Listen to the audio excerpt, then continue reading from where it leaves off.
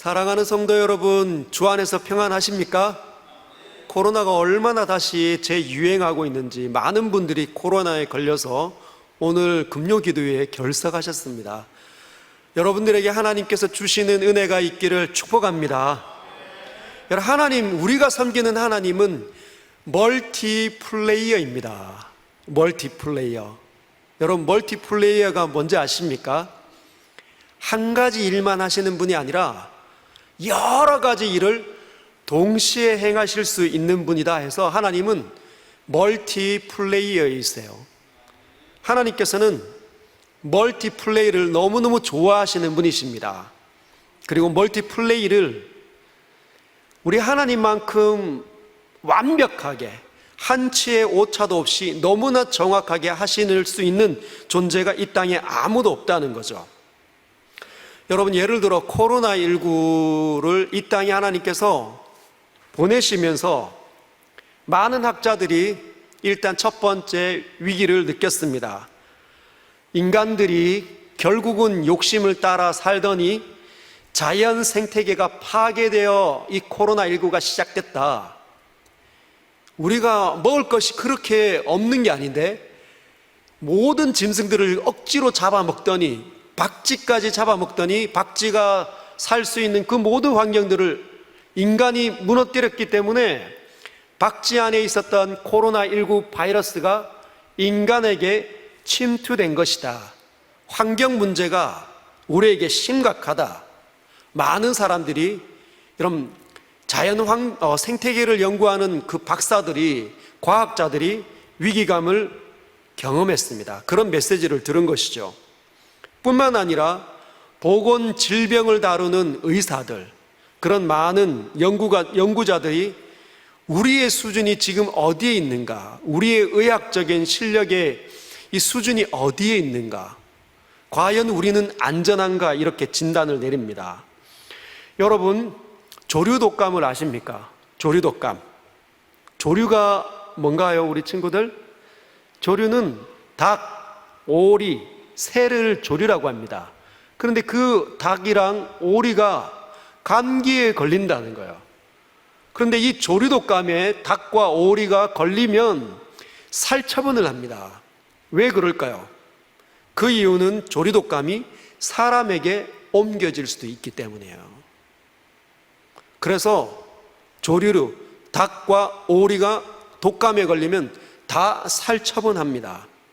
그런데 놀랍게도 여러분과 제가 아는 돼지열병 있지 않습니까? 아프리카 돼지열병. 돼지들만 거리는 아프리카에서 발병하는 그 열병이 우리나라에 들어오면 이 돼지들도 살처분하지만 이 돼지들에게 옮겨있는 돼지열병, 이 열병은 사람에게 옮겨오지 않는다는 거예요. 원래는 코로나19도 그런 종류였는데 이제는 사람에게 옮겨오기 시작했다는 겁니다. 그래서 보건을 다루는 사람들, 인류의 보건을 책임지는 학자들은 위기가 찾아왔다. 코로나19만 이제 시작된 것이 아니라 앞으로 제2의 코로나 무언가가 튀어나올 수 있다. 이렇게 얘기하는 거죠. 그리고 세상의 수많은 사람들은 또 다른 메시지를 듣습니다. 여러분, 인간에게 주어진 자유를 인간들이 얼마나 많이 사용하면서 방탕합니까? 죄악을 먹고 마시고 죄악을 저지릅니다. 굉장히 쾌락적인 것이죠. 그 자신들이 벌어놓은 수많은 물질을 마치 자신이 것인 것처럼 마음껏 자신을 위해서만 사용하는 이 인간의 세계를 주님은 올스톱 시켰습니다. 나라와 나라가 서로 왕래하지 못하도록 올스톱 시킨 것이죠.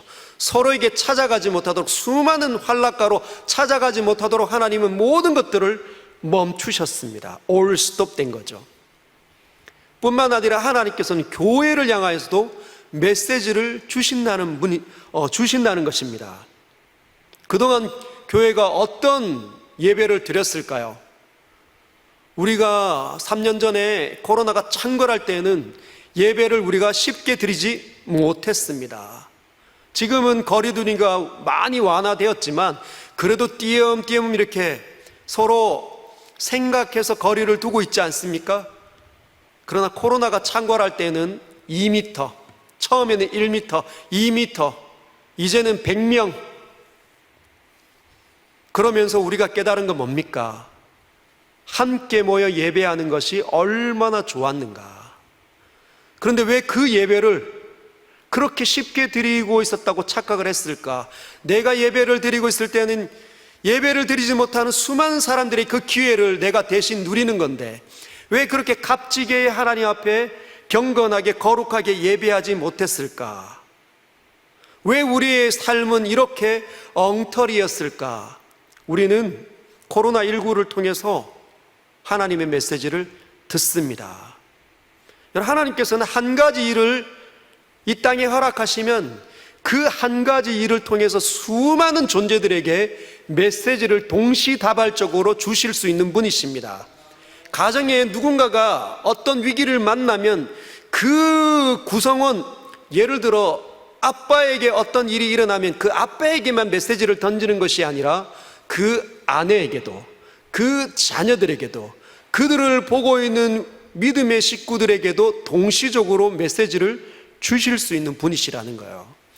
그게 멀티플레이어입니다. 하나님께서는 한 가지를 통해서 우리 모두에게 수많은 메시지들을 던집니다. 여러분은 하나님의 소리를 듣고 있습니까? 하나의 일을 통해서 한 가지 일만, 한 가지 메시지만 듣습니까? 아니면 다른 메시지도 들을 수 있는 눈이 있습니까? 신앙의 연차가 수준이 올라가고 올라갈수록, 그리고 믿음이 더 정결하고 민감해질수록 하나님께서 주시는 메시지를 읽어낼 수 있는 거죠. 그러나 우리가 하나님을 믿지만 하나님께서 원하는 수준으로 올라가지 못하면, 영적인 수준과 믿음의 수준이 민감해지지 못하면 한 가지를 통해 한 가지밖에 깨닫지 못하고, 어떤 사람에게는 한 가지 일이 일어났는데도 그게 도대체 무슨 메시지인지 읽어내지 못한다는 것이에요. 바라기는 저와 여러분들에게 일어나는 일들을 통해서 하나님의 메시지, 하나님의 교훈을 읽어내시기를 주님의 이름으로 축복합니다. 하나님께서는 절대자이십니다. 바로 그분이시라는 거죠. 전능이 우리가 섬기는, 우리가 믿는 하나님에게 있기 때문에 하나님께서는 한 가지 일로 모든 사람들에게 메시지를 주실 수 있는 분이십니다. 바로 엘리야 시대에도, 엘리야가 살았던 그 시대에도 하나님께서는 멀티플레이를 하셨다는 거예요. 본문으로 한번 들어가 볼까요?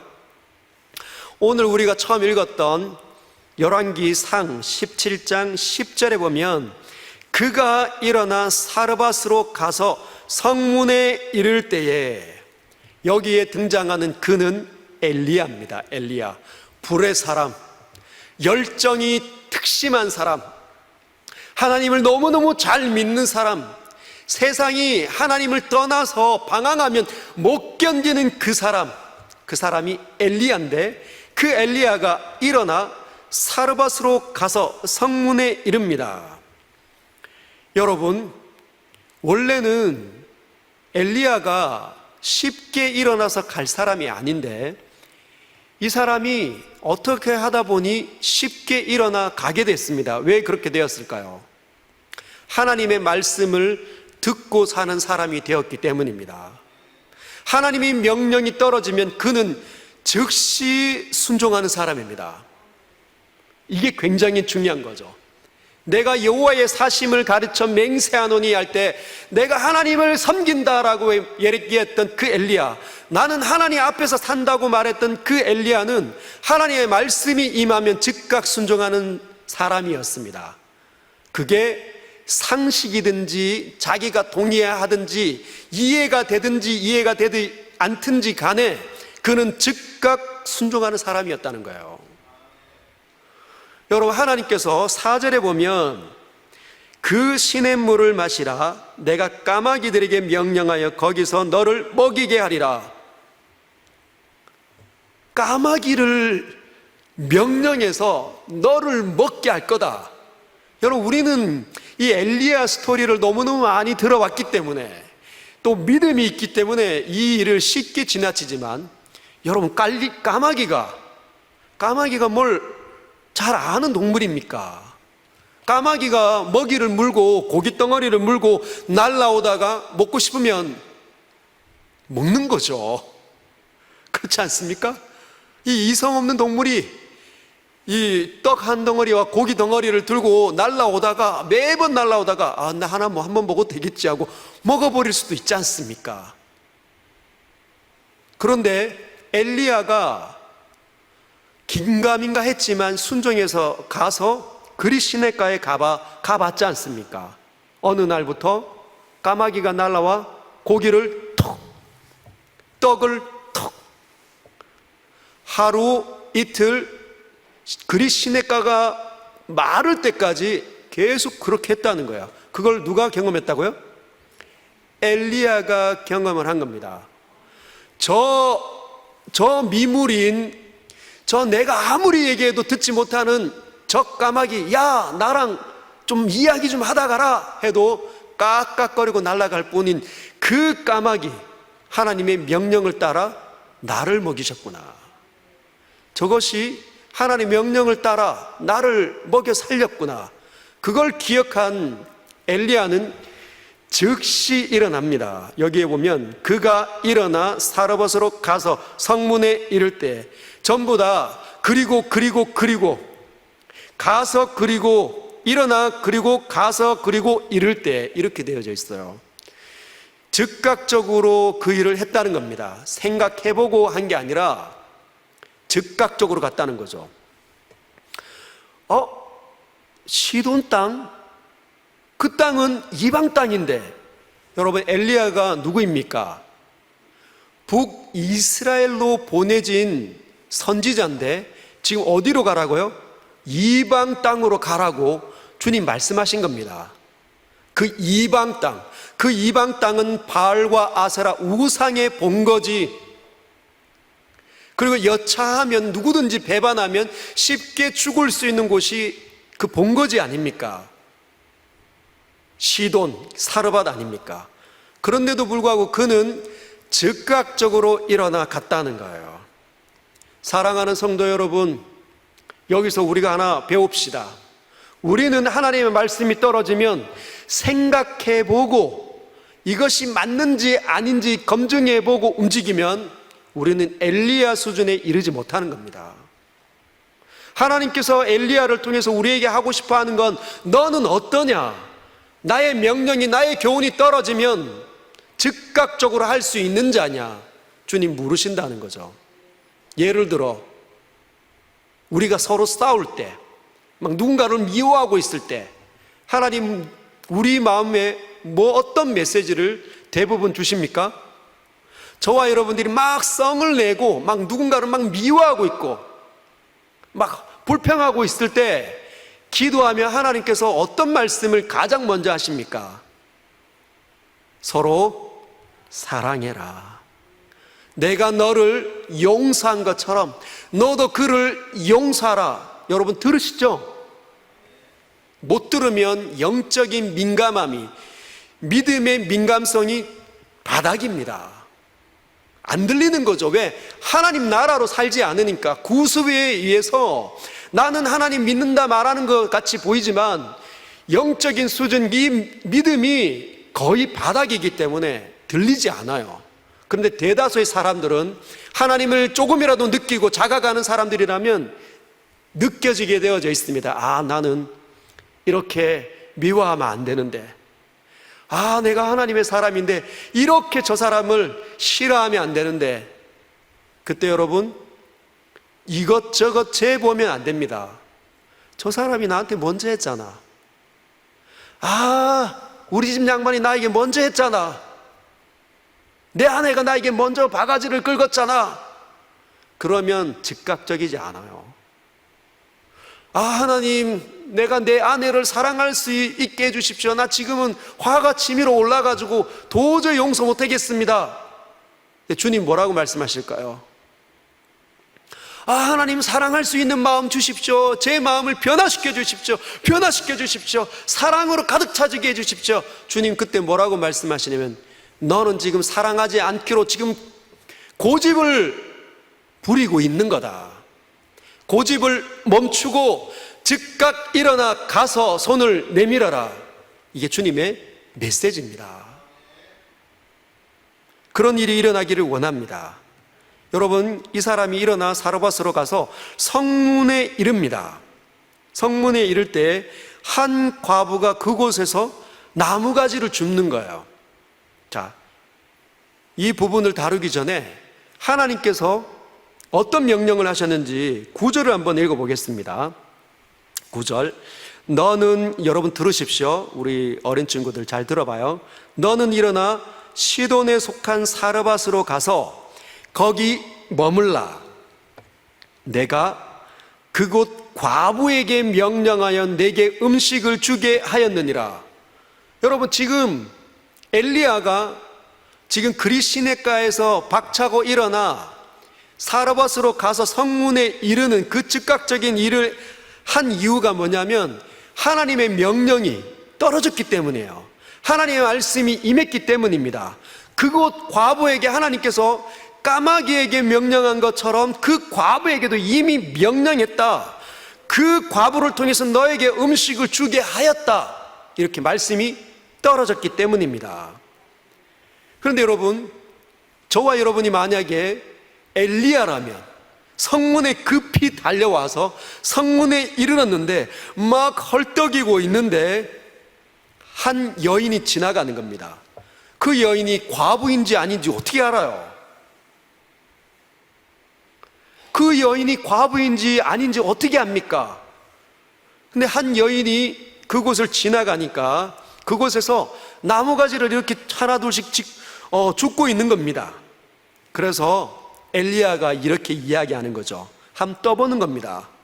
청하건대 그릇에, 내가 지금 목마르니까 그릇에 물을 조금 가져다가 내게 마시게 해 주십시오 하니까 이 여성이 아무 말 없이, 아무 말 하지 않고 그 엘리야를 위해서 물을 뜨러 가고 있는 거예요. 여러분, 엘리야가 눈치를 챘을까요? 아, 이 사람이다 그랬을까요? 아니면 어떡합니까? 그래서 한 번 더 얘기하는 거죠. 혹시나 모르니까 얘기를 합니다. 11절, 그가 가지러 갈 때 엘리야가 그를 불러 이르되 청하건대 내 손에 떡 한 조각을 내게로 가져오라. 내 손에 떡 한 조각을 내게 가지고 오라고 합니다. 여러분, 엘리야가 어떻게 알았을까요? 그 여인이 나무가지를 줍고 있는 거예요. 나무가지를 줍는다는 말은 불을 피운다는 거죠. 불을 왜 피웁니까? 음식을 만들어 먹기 위해서. 이 당시의 주식은 떡 아닙니까? 이렇게 밀가루 반죽 같은 거. 이거를 분명히 만들어서 오늘 먹을 것 같으니까 내 손에 있는 떡 한 조각을 내게로 가지고 오라라고 얘기합니다. 그랬더니 이 여인이 물 들어가다가 갑자기 엘리야를 쳐다보면서 막 이렇게 꼬라보는 눈으로 이야기하는 거죠. 12절 보면 그가 이르되 당신의 하나님 여호와께서 살아계심을 두고 맹세하노니. 이제 이 여인이 엘리야가 누구인지를 얘기를 하는 거죠. 어떻게 알았을까요? 엘리야가 지금 여러분, 이곳은 이 시돈 땅입니다. 이 시돈의 사르밧은 누구를 섬긴다고요? 하나님을 섬기는 게 아니라 우상을 섬기는 겁니다. 바알과 아세라 그 신을 섬기는 지역이 사르밧이었어요. 그런데 그 지금 자기에게 물을 달라고 하고 떡을 달라고 하는 그 사람에게, 그 험상궂게 생긴 그 사람에게 뭐라고 얘기하는 겁니까? 당신의 하나님 여호와라고 얘기하는 겁니다. 지금 우리의 신 바알의 살아있음을 맹세하고 이런 게 아니라 지금 엘리야가 누구를 섬기는 걸 알고 있다고요? 하늘의 하나님 여호와를 섬기는 것을 알고 있다는 거예요. 즉 하나님께서 이 여인에게 이미 만나셨다는 거죠. 만나서 내가 과부에게 명령하여서 너에게 음식을 주게 하였느니라. 그런데 그 여인이 이렇게 이야기합니다.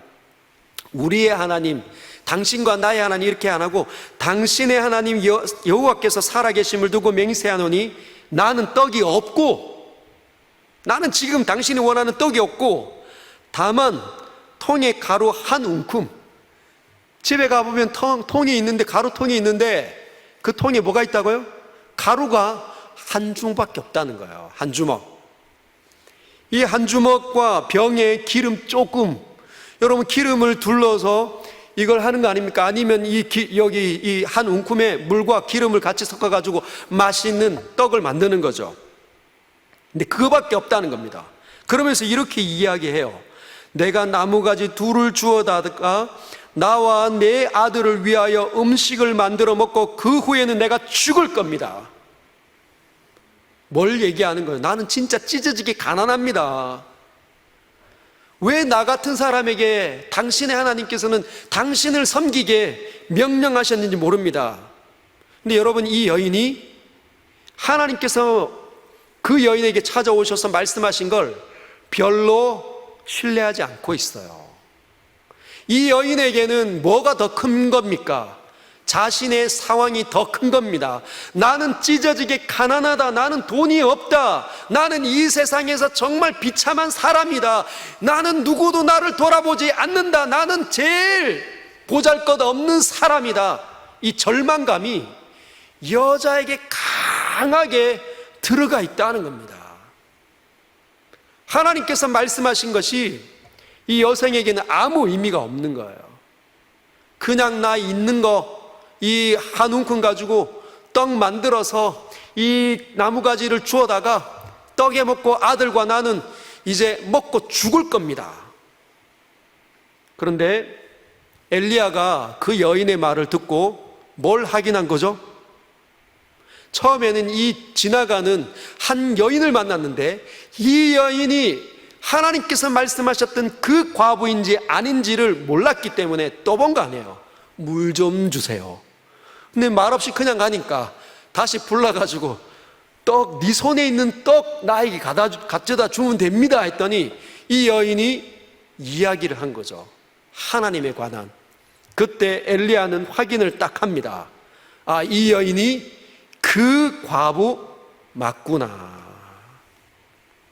그러면서 이야기합니다. 엘리야가 13절에 엘리야가 그에게 이르되 두려워하지 말고 가서 당신의 말대로 하려니와 먼저 그것으로 나를 위하여 작은 떡 한 개를 만들어 내게 가져오고 그 후에 너와 내 아들을 위하여 만들라. 지금 보면 이 떡, 지금 이 크기는, 이 용량은, 이 가루의 이 용량은 그 여인과 아들만 먹으면 끝나는 건데 얼마나 작겠습니까? 얼마나 작겠어요. 근데 그걸 엘리야가 뭐라고 합니까? 걱정하지 마. 걱정하지 말고 그거 만들면 돼. 만들어서 그거 나 먼저 줘. 그리고 너희들 만들어 먹으면 돼. 이 믿음이 없는 여인이 무슨 생각이 들까요? 이 사람 진짜 나쁜 사람이구만. 이렇게 우리가 배가 고파서 이거 만들어가지고 나와 내 아들 먹고 죽겠다고 하는데 그거 홀라당 자기 먹겠다고? 그거 만들고 나면 언제 자기와 자기 아들 차례에 떡을 만들 수 있겠습니까? 어떤 분들은 이 구절을 가지고 이렇게 해석을 하시더라고요. 사랑하는 성도 여러분, 목회자 잘 대접하시면 복 받습니다. 할렐루야. 지금 이 구절을 그렇게 적용하시는 분들이 계시더라고요. 여러분, 그게 아닙니다. 이런 거죠. 걱정하지 마라. 네가 지금 생각하는 것만큼 너는 비참한 것 같지만 내가 왔고 하나님의 말씀이 임했기 때문에 너는 죽을 필요가 없다. 절대로 죽지 않는다. 하나님께서 너를 선택하셨기 때문이라는 거예요. 하나님께서 온 땅의 주인이신 그 하나님께서 너를 선택했기 때문에 너는 죽을 필요가 없다. 그래서 두려워하지 말라는 거죠. 결단을 하라는 겁니다. 두려움과 나는 제일 비참해, 나는 가진 게 없어. 나는 돈이 없어. 나는 배움의 지식도 짧아. 혹시 여러분 그런 분 계십니까? 네, 하나님의 소리가 들리고 있습니까? 하나님의 위대한 손이 여러분을 가리킨 적이 있습니까? 그러면 절망하지 마십시오. 우리가 죽으면 이 찰나와 같은 인생을 살다 죽는 겁니다. 앞으로 우리가 경험해야 될 그 시간은 끝이 없는 거예요. 그리고 그 나라는 최고의 나라입니다. 뿐만 아니라 이 땅에서 우리가 여전히 살고 있다는 건 하나님의 간섭하심이 반드시 있을 거라는 거죠.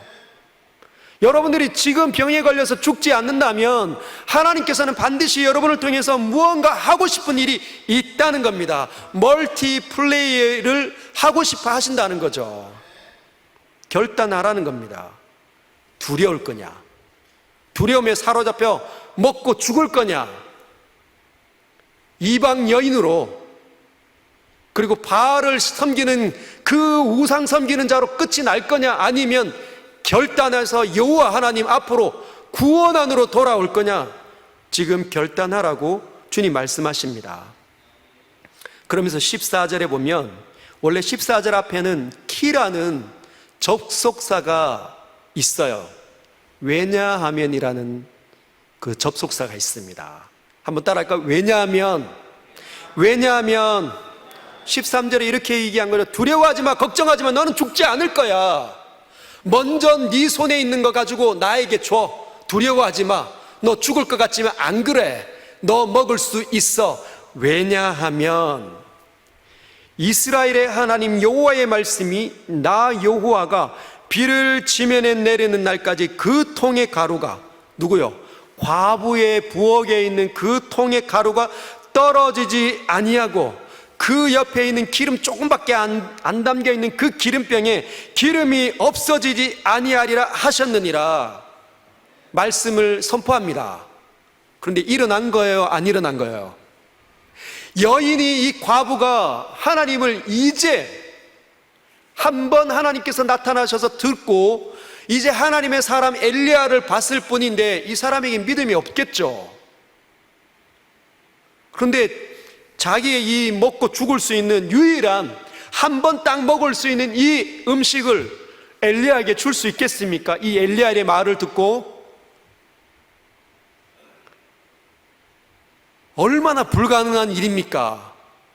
여러분, 우상을 섬기는 사람, 하나님을 믿지 않는 사람이 하나님 안으로 돌아오는 일은 정말 기적 중에 기적입니다. 저와 여러분들이 이 바깥에 있는 사람들처럼 하나님 안 믿고 지금 이 금요일날 밤에 여기에 와서 하나님을 섬기고 하나님을 예배하는 건 기적 중에 기적이 이미 일어났다는 거예요. 근데 이 여인에게도 기적이 일어납니다. 15절 그가 가서, 여기서 그는 과부입니다. 그가 가서 엘리야의 말대로 하였더니 그와 엘리야와 그의 식구가 여러 날 먹었으나 여호와께서 엘리야를 통하여 하신 말씀같이 통의 가루가 떨어지지 아니하고 병의 기름이 없어지지 아니하니라. 할렐루야. 여인이 결단을 합니다. 어차피 이걸 가지고 만들어 먹어도 곧 죽을 건데 한번 저 사람이 말하는 것처럼 나에게 나타난 그 신이 진짜로 나에게 은혜를 베풀어 주실지 한번 결단해보자 한 겁니다. 엘리야의 말대로 한 거죠. 집에 돌아가 음식을 만들어 이걸 누구에게 먼저? 얼마나 먹고 싶겠습니까? 배가 쫄쫄 굶었는데 옆에 있는 아들이 얼마나 달라고 할 겁니까? 안 된다. 이거 엘리야에게 줄 거야. 엘리야에게 줬더니 이 가루통의 가루가 갑자기 채워지는 거죠. 병의 기름이 갑자기 채워지는 겁니다. 써도 무한 리필이에요. 오늘 또 만들어 먹고 내일 또 만들어 먹고 계속 만들어 먹어도 계속 채워지는 거죠. 무한 리필이에요. 이게 무한 리필입니다.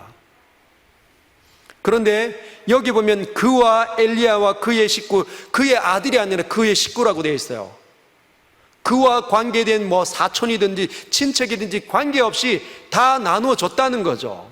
한 사람이 하나님 안으로 들어오면 그 사람을 통해서 하나님의 은혜가 곳곳으로 세상에 어두웠던 곳으로 밀려 들어간다는 겁니다. 얼마나 놀랍습니까?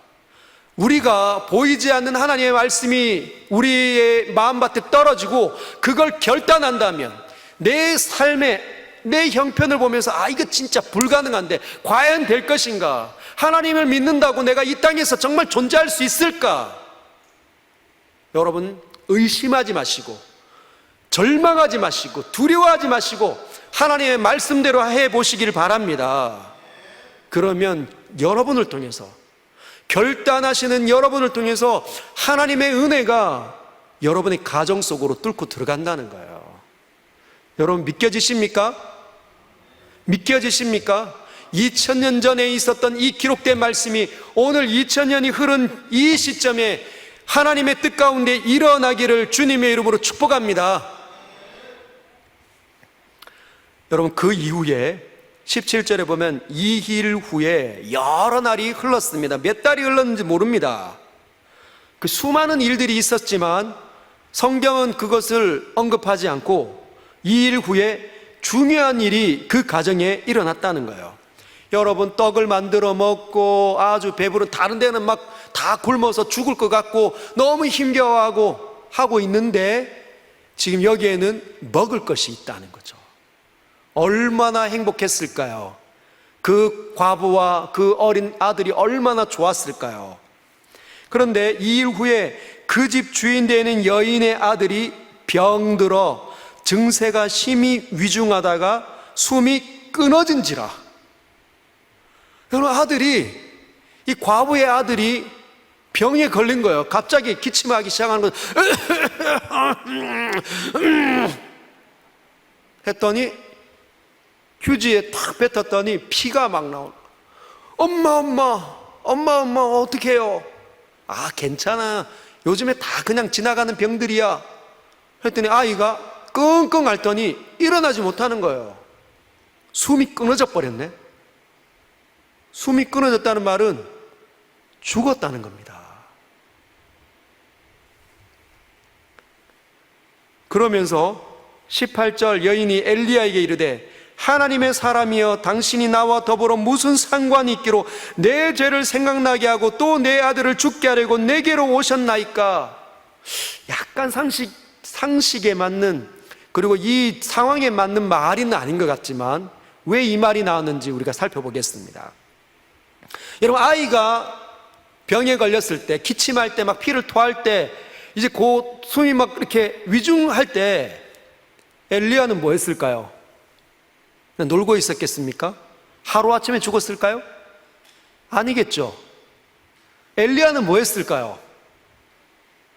여러분이 엘리야라면 아이가 지금 내가 나를 섬기고 있는 이 가정에, 이 진짜 불쌍한 이 가정에 아이가 병들었다면 여러분이 하나님의 소리를 날마다 듣고 진짜로 하나님의 능력을 베푸는 사람이라면 여러분 뭐 하시겠습니까? 병 고치기 위해서 여러 가지 일을 하지 않겠습니까? 그 첫 번째가 기도하겠죠. 엘리야가 기도했겠죠.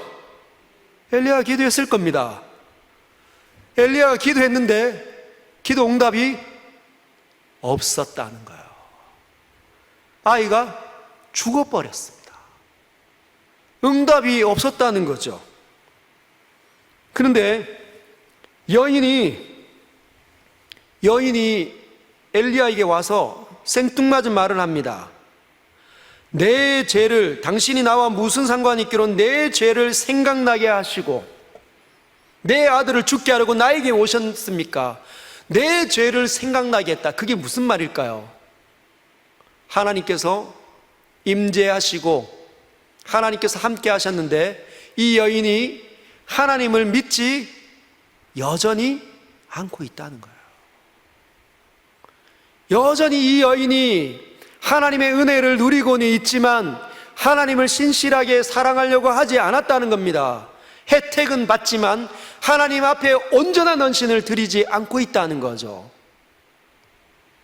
그리고 지금 아이가 죽은 후에 내 죄 때문에 나에게 호의를 베푼 이 신에게 내가 경배를 하지 않고 최고의 찬양을 올려드리지 않았기 때문에, 예배드리지 않았기 때문에 이 아이가 죽은 것으로 이 여인이 판단이 된 겁니다.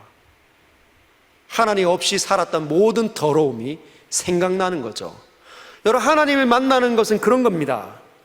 우리가 하나님의 도움을 받는다, 하나님께서 나와 함께 하신다, 환상 가운데 나에게 임하신다, 내 마음에 은혜를 베풀어 주신다. 가장 먼저 떠오르는 증상이 뭐냐? 회개입니다. 회개. 하나님을 만나면 항상 그 사람은 회개하게 되어져 있습니다. 죄가 생각나게 되어져 있어요. 그동안 죄로 인식하지 않았던 것들이 더럽다는 것을 느껴지는 그 자각 증세가 일어나는 거죠. 왜? 하나님 거룩하신 분이시기 때문에. 여러분, 죄는 모든 것들을 망치고 모든 것들을 병들게 만듭니다. 그래서 생명을 가지신 하나님 안으로 들어오려면 그 모든 병들게 만드는 그 죄악을 청산해야 된다는 거죠. 그래서 이 고백을 하고 있는 겁니다. 이 고백이 나타날 때까지 주님 엘리야의 기도를 들어주시지 않았어요. 이 아이가 막 병들어서 위중해서 막 오늘내일 할 때 하나님 왜 그러십니까? 왜 그러세요? 장난치지 마시고 주님 살려주십시오, 엘리야가 여호와여 도와주십시오, 이렇게 기도했을 때 하나님이 역사하셔가 했으면 이 여인은 어쩌면 믿음을 갖지 못할 수도 있습니다. 자신의 죄악이 이렇게 심각하고 나는 것들을 깨닫지 못했을 수도 있다는 거예요. 여러분, 우리 안에 있는 죄가 죄로 드러나는 건 정말 중요한 겁니다. 저와 여러분들이 늘상 짓는 그 죄가 죄로 다가오지 않는다는 것은 믿음이 점점 약해졌다는 것입니다. 하나님의 은혜가 나에게 사라지고 있다는 것이에요. 여러분, 세상에 있는 수많은 죄악들이 너무너무 더럽고 너무너무 끔찍하다는 것은 그걸 날마다 자각을 해야 합니다. 그래야 우리가 거기에 손과 발을 담그지 않게 되는 거죠. 여러분, 꼭 기억하십시오. 죄가 죄로 드러나야 살아날 수 있습니다. 저와 여러분들이 늘 하는 이 거짓말, 이 원망과 불평이 끊어지려면 이것이 하나님 보시기에 그렇게 더럽다는 것이 자각이 돼야 끊어진다는 거예요. 그러지 않으면 늘 그 더러움 속에 그냥 다니는 거예요. 많은 목사님들이 아무리 하나님의 말씀을 선포한다 할지라도 여러분, 선포하는 것과 자각하는 건 다른 문제입니다. 여러분이 듣는 것과 자각하는 건 다른 문제예요. 내가 아멘 한다 하더라도 자각이 되지 않으면 그 죄를 끊어낼 수가 없습니다. 여호와께서 이렇게 미워하시는구나, 내가 지옥에 떨어질 만큼 이 죄는 심각한 거구나, 여러분 그렇게 자각해야 합니다. 이 죄 때문에 파생되는 모든 것들이 우리 가정에 몰려올 수 있구나, 그렇게 생각해야 끊어낼 수 있다는 것이에요. 할렐루야. 죄의 심각성을 깨달으시길 바랍니다. 이 여자가 죄가 깨달아졌을 때 엘리야가 너무 민망해서, 너무 가슴이 먹먹하고 답답하고 너무 슬픔이 막 밀려와서 엘리야가 그에게 가서 그의 아들을 달라 합니다. 나에게 아들을 주십시오. 19절. 그래서 그 여인의 품에서 받아 안고 아이가 쭉 터졌지 않습니까? 이미 죽었으니까.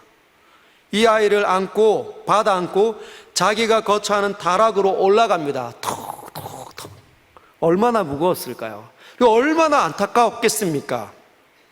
자기와 장난치며 놀았던 그 아이, 그리고 올라가서 자기 침상에 누입니다.